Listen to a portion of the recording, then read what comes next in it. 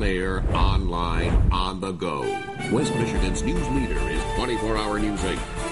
Developing off the top, oil is in the water after a pipe leaks, and it is threatening a community right here in West Michigan. We're on alert for you tonight, showing you how it happened and where in West Michigan these oil pipelines are located. We're taking you live to the source and answering the big questions with team coverage. Let's begin tonight with 24-hour News 8's Tony Tagliavia at the command center. Tony?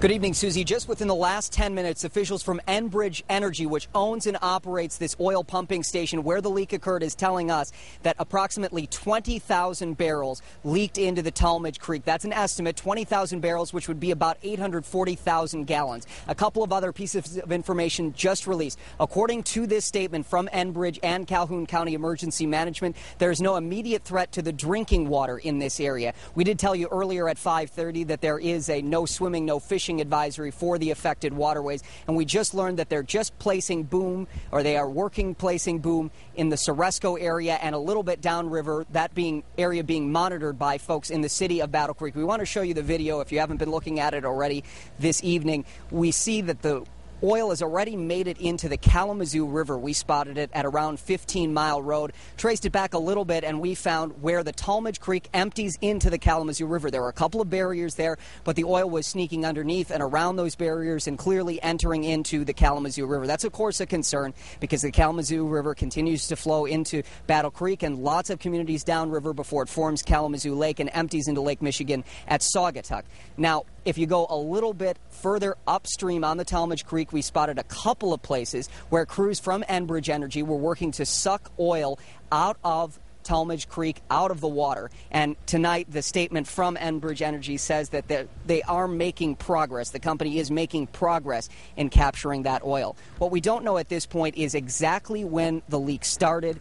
Officials aren't confirming some reports that people smelled oil in this area yesterday evening. When we arrived in town, we could really smell oil in the air, as I mentioned at 5 o'clock. As you smell it, it smells something like the smell that you notice when you're pumping gas, but it's something different. People in the area who are familiar with engines say they can tell that it, in fact, is crude oil. So that's the latest at this point from the command center here in Marshall. Tony Tagliavia, 24-hour News 8. Tony, thank you. We want to take the story a little deeper for you tonight. You know, many of us didn't know that there were oil pipelines under our communities. So the question tonight, is there one under yours? 24-hour News 8's Mark Thompson at the live desk with what we're finding out. Mark? Well, first of all, in general, there are several pipelines in Michigan, none in the UP, none in Kent County. Most of them are contained to the southern portion of the state. Let me first show you what we're talking about as far as this specific pipeline. If you can see right here, we're talking about what's called the Lakehead Pipeline. It runs from an area near Chicago all the way through the southern portion of Michigan to Sarnia, which is in Canada.